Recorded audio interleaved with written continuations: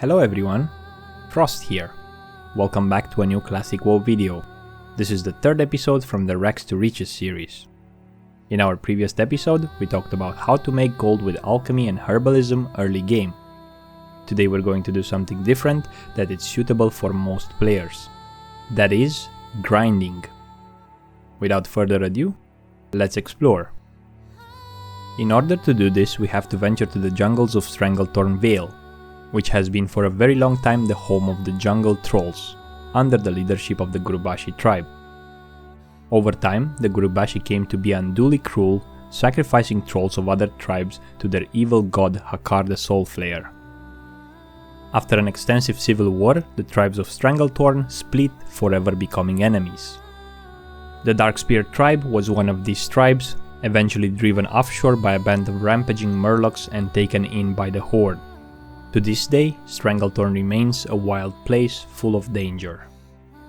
In recent years, the humans of Stormwind attempted to forge trade routes through this savage jungle. Though they managed to establish the small port town of Blackwater Cove, they were quickly overwhelmed by a crazed pack of trolls and driven back to their homeland. In the wake of the humans' departure, the crafty goblin trade princes arrived on the jungle shores and quickly set up their mining and deforesting operations.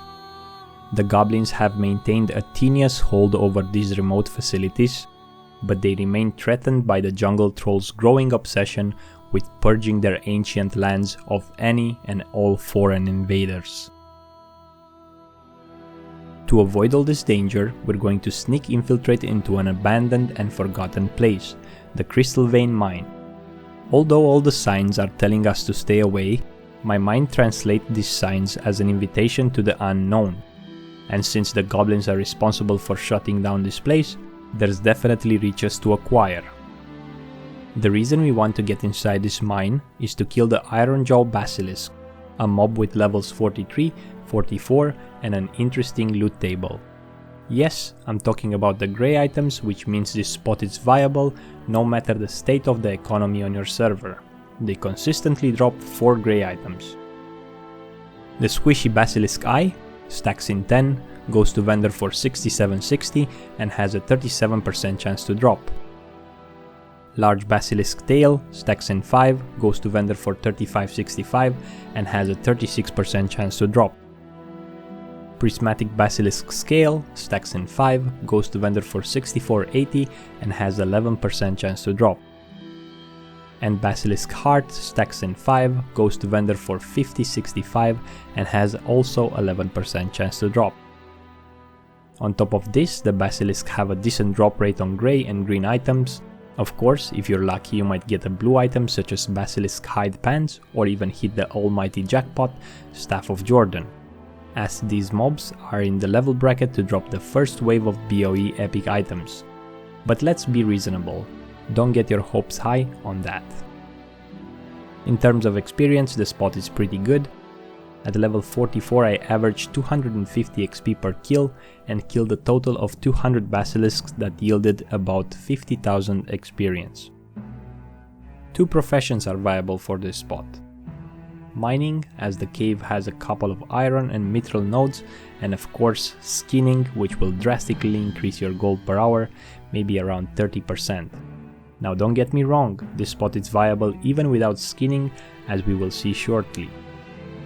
A couple of ways to boost your gold per hour are: enchant your weapon with Beast Slayer, as this will provide you with additional 6 damage to beast, and considering the low price for it, it's pretty much a must-have. Purchase 4 Runecloth bags from the auction house or ask a friend to make them for you. Bags get filled pretty quickly, especially if you're a skinner and you don't want to waste time traveling back and forth. As you enter the cave, a solid treasure chest spawns. It's visible from the cave entrance. Open it because it's filled with wonders. And somewhere in the middle of the cave, you'll find the rare level 45 basilisk named Scale Belly. This mob will spawn on average every 3 hours. Keep an eye out for it because it can drop the chromatic sword. It's not as expensive as it is in retail, but still something, as it has 360 speed and some human 2-hand users might want it. Scale Bell is slightly tougher than other mobs, but if you carry a potion, you'll be able to kill it.